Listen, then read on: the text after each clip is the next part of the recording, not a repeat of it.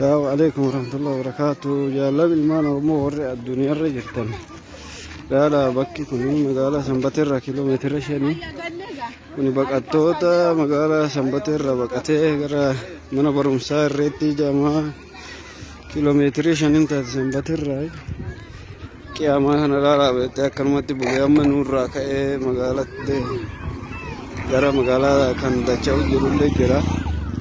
الرأي بدأ ما كوني كلمة على كنا بلي جوراني قرتني كم برار أجانا من برمسا كيس إيمان نما كتيرو لا سلطنا برنا رب نسلط يسمونه وكنا تجرا دعائي نقول على ربين قادينا نرادي بسوء جنة دعائي نبرجرا داين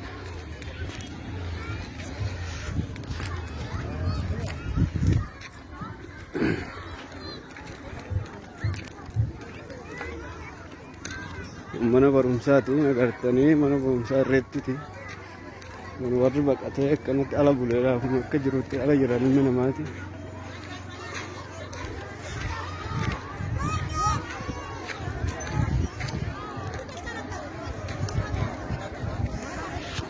Kuni lafti guutuun namuma jechaadha.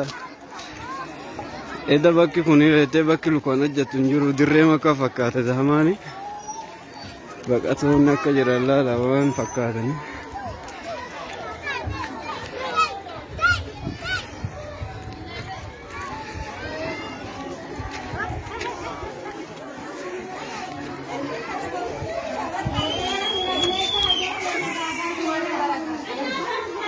Mana barumsaati jechuudhaan agartanii amma edda bakka kana namni hin ciciisu danda'ee duddu wal bira taa'amee amma irraa gadi yaa'e badittine. Así kilaas kana ala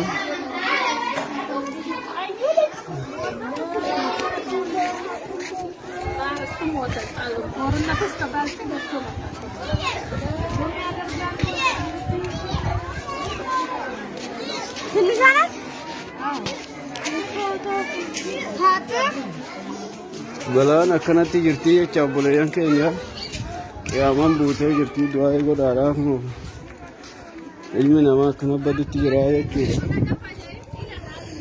Rabbi keenya haa godhu waan akkanaatu jira jechuudha.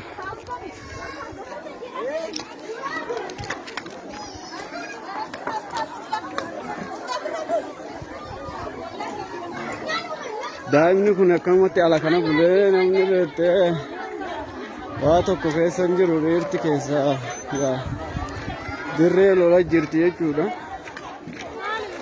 Kuni sababa maal akka tahee mootummaan silaa argu jira waan taamaa jiru. Kana wal quba haa qabaannu ilmi namaa akkanatti ala jira jechuudha obboleeyyan.